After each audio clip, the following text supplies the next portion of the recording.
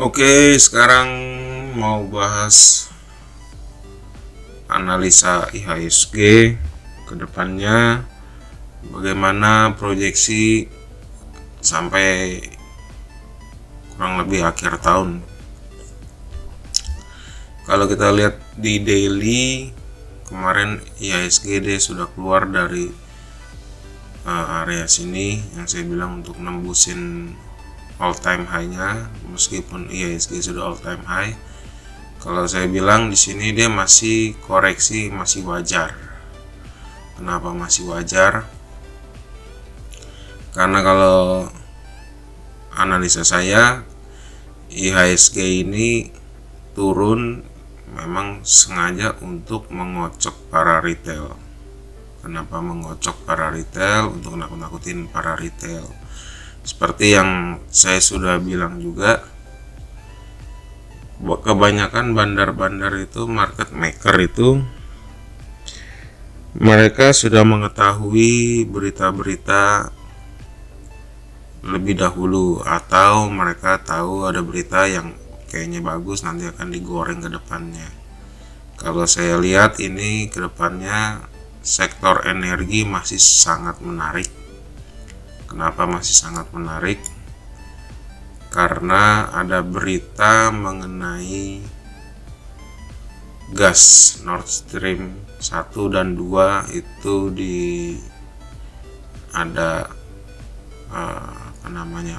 kebocoran. Yang kita tahu disebabkan apa? Kalau kalian yang belum tahu, kalian bisa cek-cek dari mana aja. Kalau saya bilang itu disebabkan oleh sabotase. Yang sebenarnya memang kalau saya bilang sabotase itu entah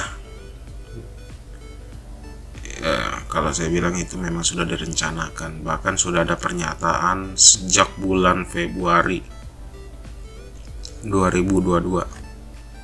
Nanti saya kasih linknya di deskripsi, kalian bisa nonton pernyataan itu.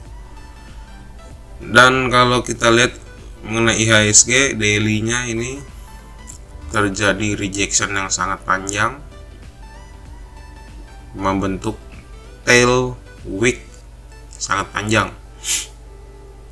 Jadi kalau saya bilang IHSG kedepannya dia bisa melanjutkan trennya kenaikannya, apalagi bulan depan, bulan Oktober, laporan keuangan sudah banyak yang akan keluar, kinerja kuartal ketiga. Kita lihat aja nanti.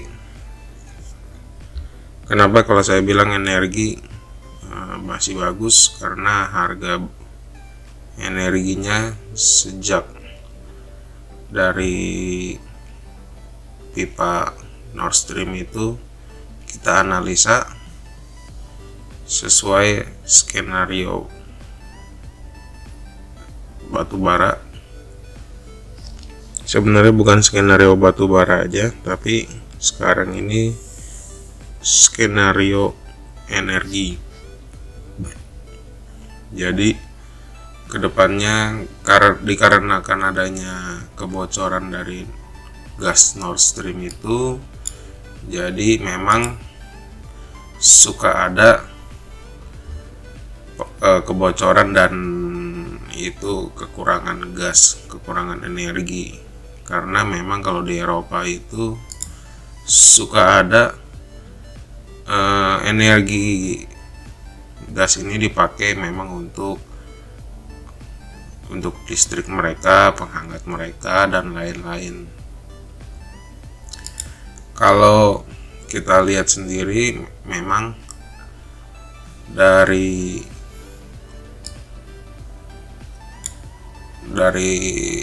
energinya ke depan ya, winter is coming. Jadi kita akan lihat kenaikan dari sektor-sektor energi. Kalau kita lihat laporan keuangan pada saat bulan Juni Juli itu di hantam ke bawah IHSG. Jadi memang ketika laporan keuangan keluar, sudah ada isu dari orang dalam, mungkin dari Juli itu sudah ketahuan, market maker sudah tahu, jadi udah pada dinaikin lah. Dan memang kalau saya bilang, kalian juga yang berinvest di luar daripada sektor energi, sektor pangan, sektor logistik, apapun itu, kalian juga harus cek apakah produksi mereka itu turun, produksi turun tapi labanya naik,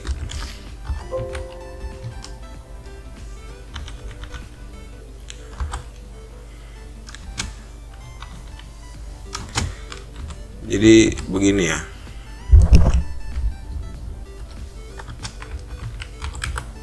Kalau produksi turun, laba naik. Ini laba naik ini karena apa? Apa karena harga-harga naik atau memang menaikkan harga ya karena inflasi, atau laba naik karena produksi juga naik. Kalau saya lebih suka yang ini, laba naik produksi turun, laba naik produksi naik. Jadi kalau produksi naik berarti banyak permintaan, jadi itu perusahaan yang bagus. Jadi kalian harus cek sendiri ke depannya seperti apa. Kalau kita lihat begini IHSG-nya, kita lihat per mingguan ini dia kurang bagus memang, tapi dia tidak bagus dalam arti begini. Ini kalau dia minggu depan dia jebol ke menutup unfill order di bawah sini nih, ini di batas week sini, IHSG bisa nanti melanjutkan kenaikan ke penurunannya lagi.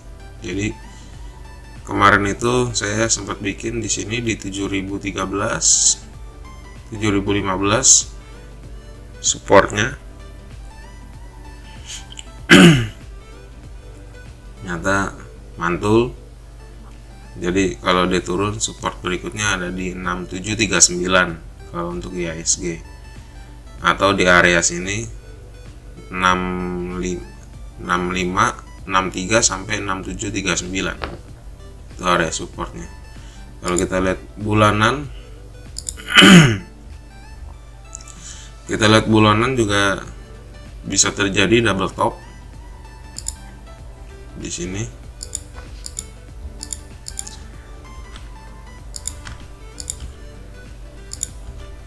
Kalau kita lihat di sini bisa terjadi double top. Tinggal kita lihat konfirmasinya bulan depan. Ketika dia turun, itu berarti ada konfirmasi dia akan melanjutkan penurunannya. Kalau penurunannya, target terdekat saya di kurang lebih di area sinilah, di channel ketika tren kenaikan IHSG. Tapi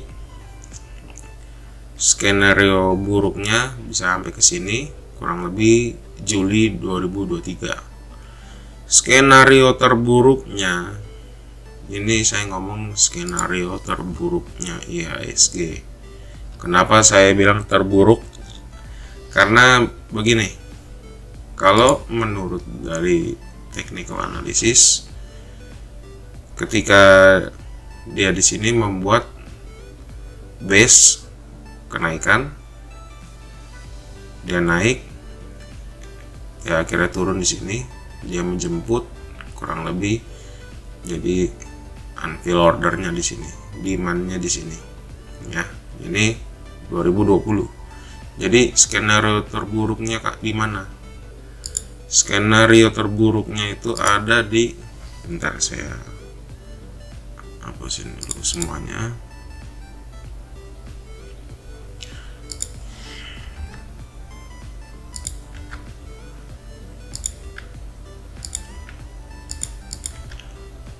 Skenario terburuk IHSG dia bisa di sini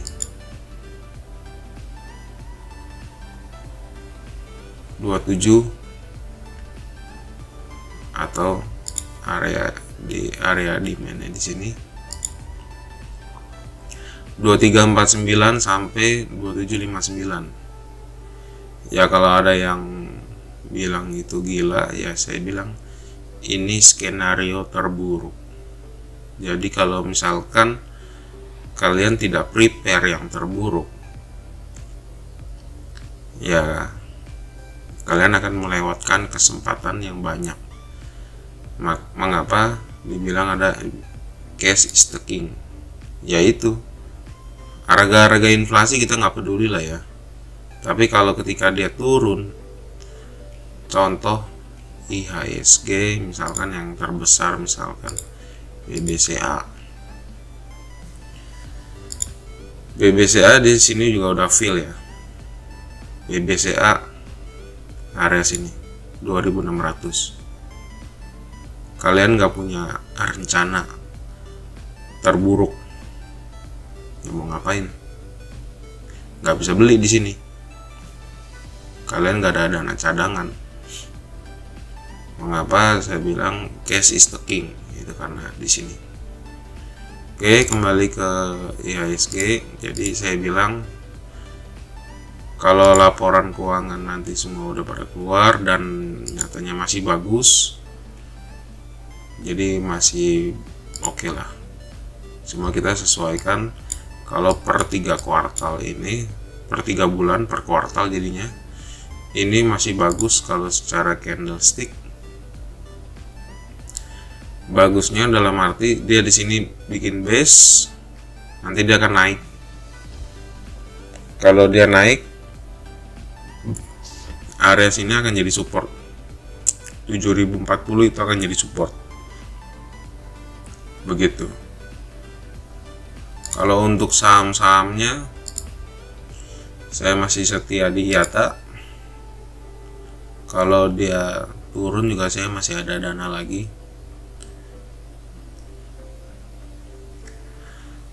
IATA ya kita lihat aja ke depannya. Kalau target IATA ya saya sendiri di 1500. Nyampe apa enggak ya udah, itu udah urusan di atas. Cuma kalau berdasarkan perhitungan matematika dengan semua cadangan batubara IATA, karena saat ini IATA punya cadangan batubara, cari cadangan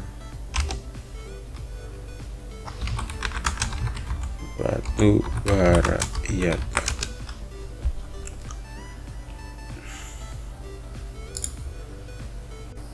Di bulan Juli ini diberitakan cadangan IATA mencapai 253 juta metrik ton.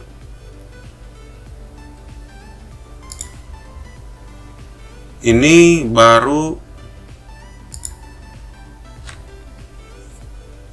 dari 9 tambang itu baru 4 yang beroperasi ya. Begitu. Jadi kalau kita lihat ke depannya nanti bagaimana. Berikutnya kalau ada Arto, ini Arto dia udah turun, dia sudah membuat new low ya. Jadi saya tetap akan masih bersabar untuk Arto. Target saya semoga kalau dikasih di area sini 57, mungkin saya akan masuk sedikit di 57 atau di 34. Kalau lihat bulanan ya, kurang lebih di sinilah 4050 sampai 3,5. Jadi di area kurang lebih sini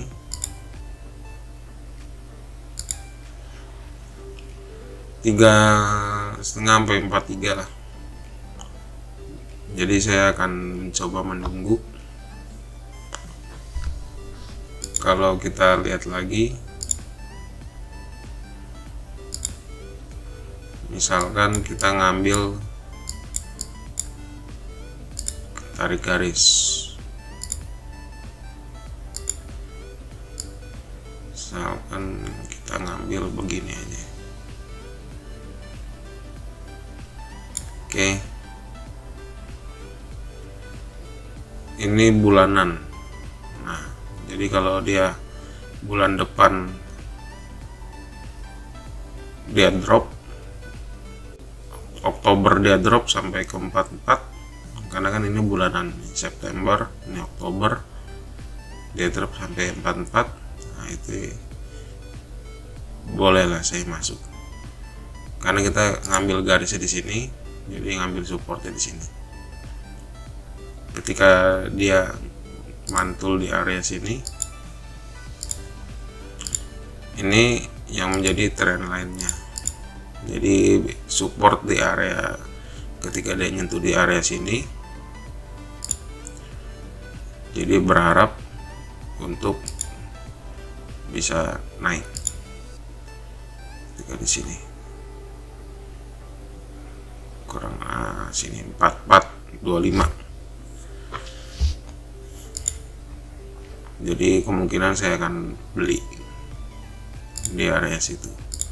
BCA bagus ya bulanannya,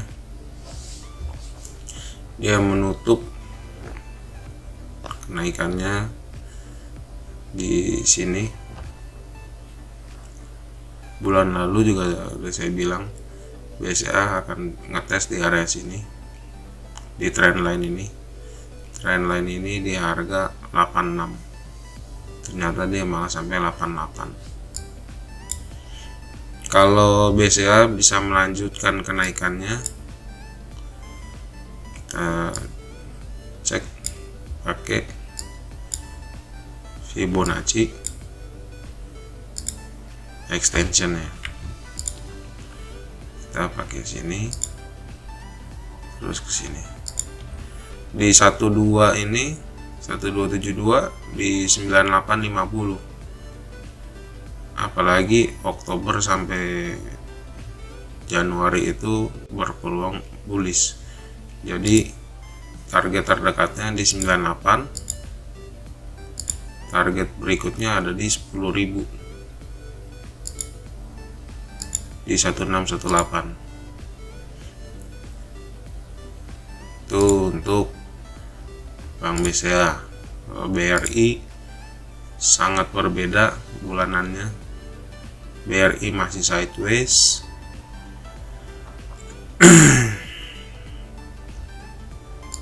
beda ya BRI sama BCA, tapi volumenya ini sangat tinggi di bulan ini.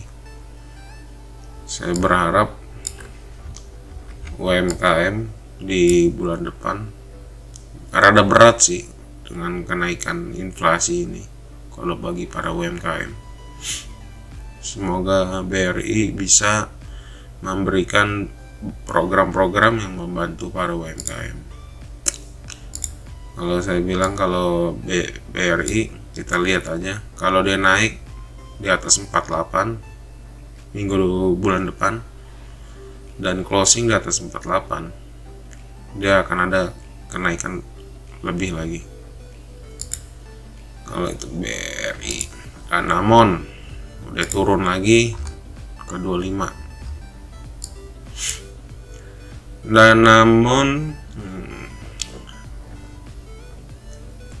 kalau dia turun lagi ya udah area sini aja lah, nggak usah banyak dilihat di 21 sampai gitu.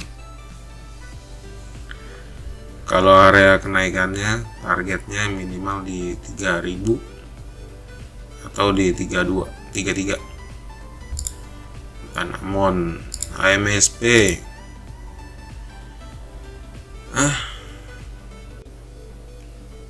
dia menyentuh area support saya juga 875, kena juga akhirnya. Tapi nah ini area supportnya ini di sini kena juga 875 dan saya nggak belilah karena memang tekanan jualnya itu masih gede banget, jadi saya nggak beli dana HMSP. Saya nungguin aja deh di 500 deh. Bukannya doain HMSP jatuh terus ya, karena memang kalau dari pemerintah kita sendiri tidak mendukung para rakyatnya itu ngerokok tapi duitnya mau. Nggak ngedukung ngerokok, cukainya naik terus tapi duitnya mau ya. Telkom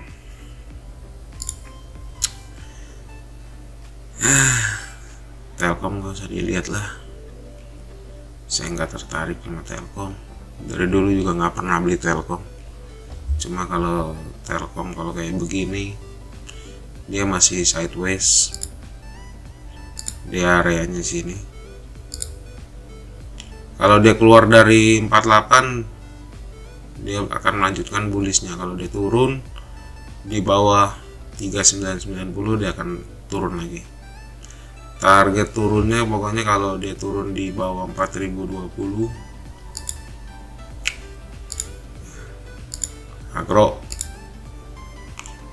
Agro hari ini dia nyentuh nggak ya? Oh enggak, dia nggak nyentuh ya,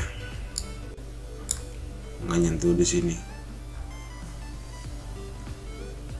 Kok kenapa di bulanan ini 510 515, kalau di harian kok malah turun dalam ya?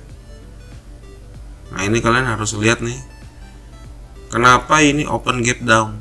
Ini coba kita cek, ada ini ya, ada berita nggak ya? IDX bukan informasi. Kita coba cari agro.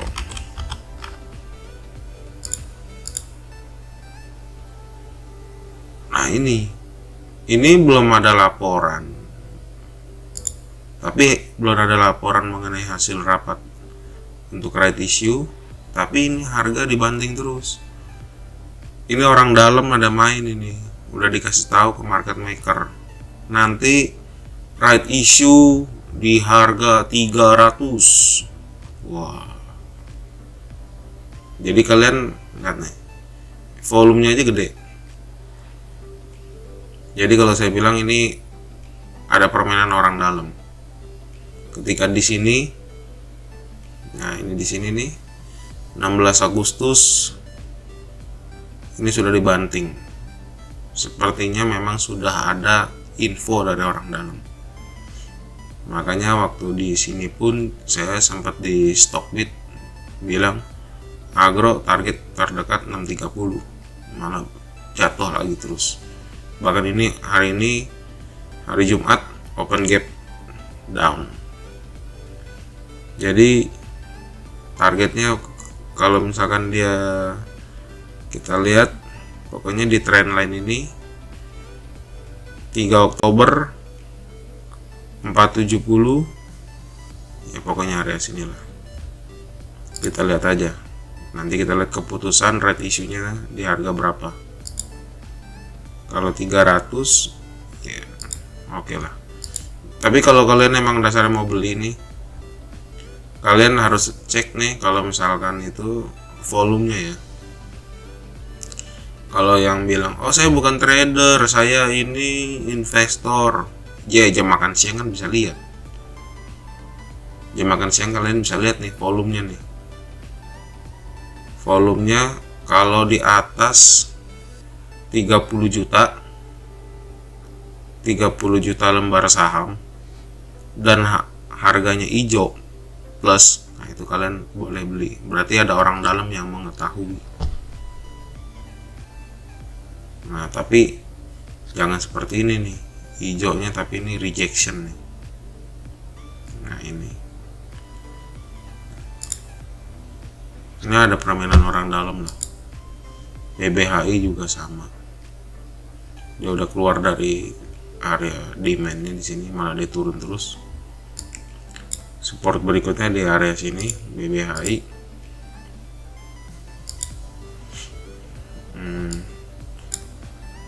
Sini deh, kita turunin lagi.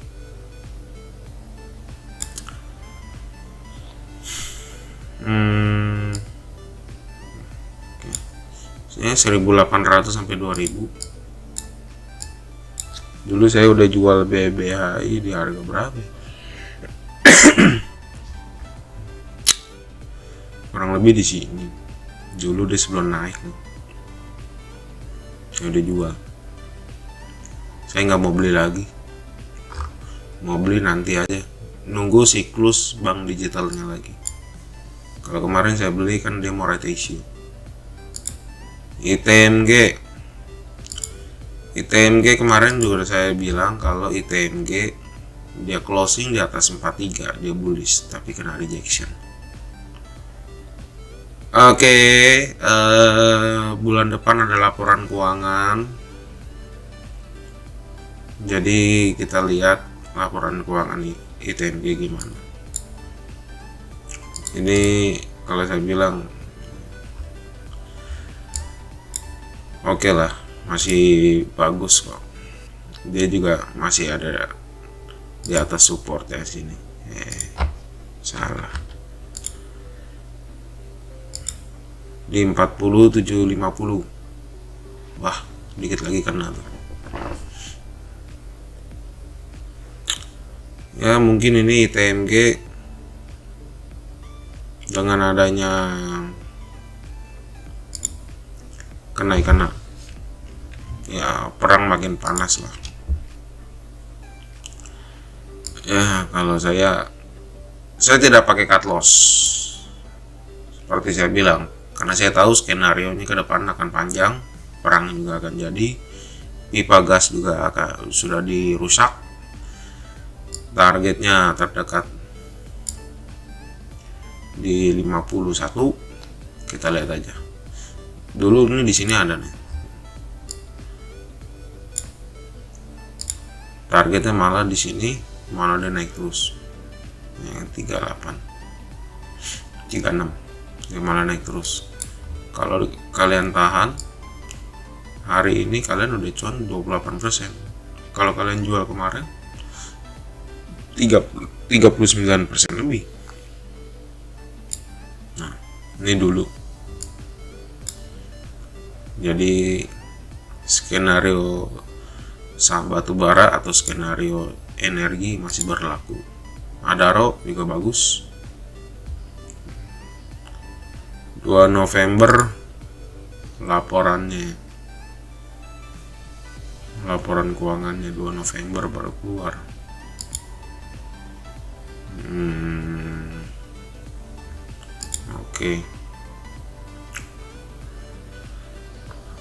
Oke, Antam, emas.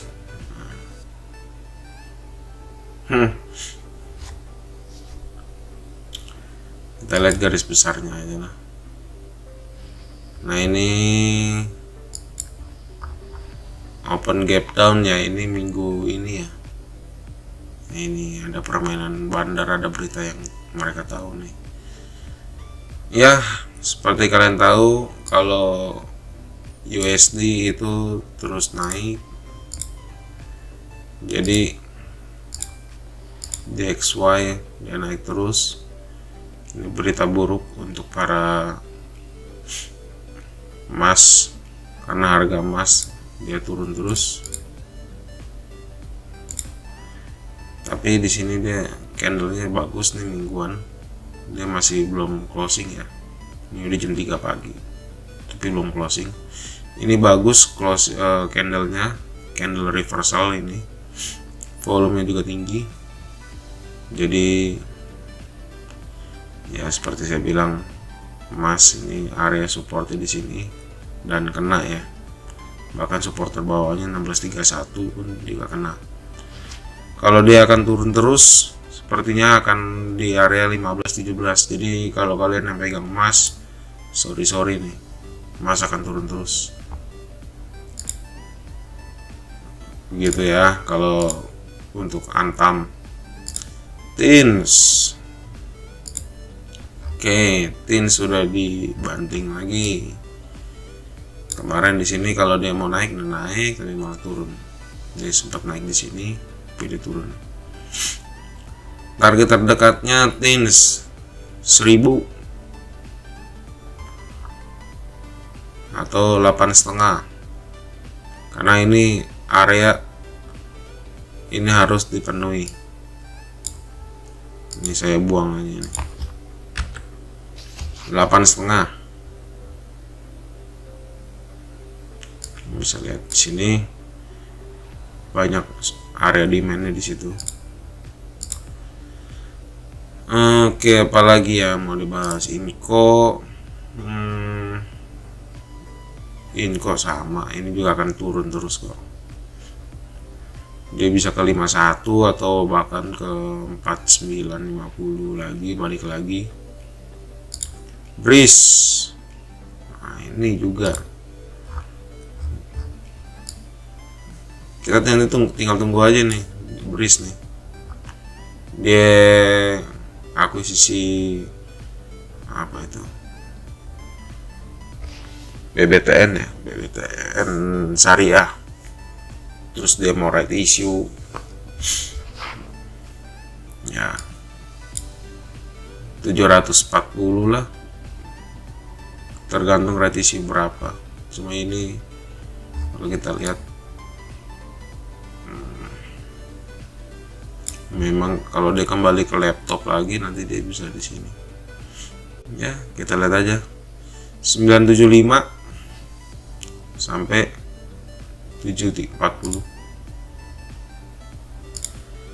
BP dibanting terus seperti yang udah ketika laporan keuangannya udah keluar dibanting. Ketika laporan keuangan dia udah tahu nih, orang dalam nih udah tahu nih laporan keuangannya bagus, nggak tahu bagus apa enggak nih BP, tarik terus. Nanti kita lihat nih bulan Oktober, ini waktu di bulan Juli. Nah ini di bulan Juli minggu pertama dia sudah ada kenaikan 14%. Nah ini ada orang dalam udah tahu nih, makanya di bulan minggu ketiga bulan Juli dinaikin sampai 40%. Tahan terus kalau BP.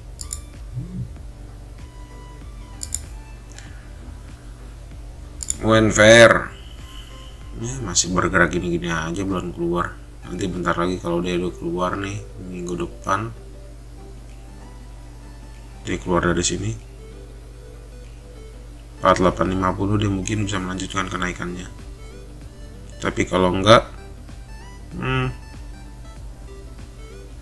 kita lihat aja skenario terburuk Wenfair 3000.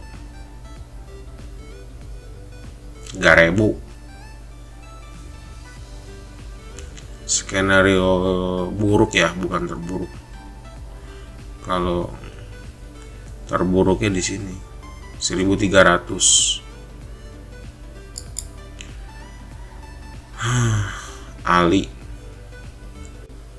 Ali, wow, double top ya. Ya Ali 3000 lah, 3800. Jangan salahin saya dong, jangan marah saya. Ini kan memang kalau ngeliat dari sini memang dia ada di sini nih. Oke, berikutnya Excel. Wow, area sideways yang sangat panjang. Dari kapan ini sidewaysnya ini? XL dah dari 2016 ya. Kita lihat aja keluar kemana nih. Kalau dia turun ke 2000 bisa spekulasi buy supaya ke 3400. Kalau dia turun lagi ya 1200 XL.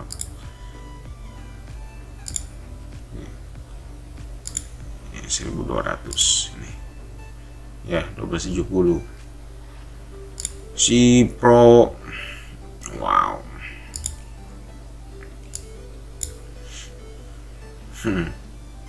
Si Pro dia masih dalam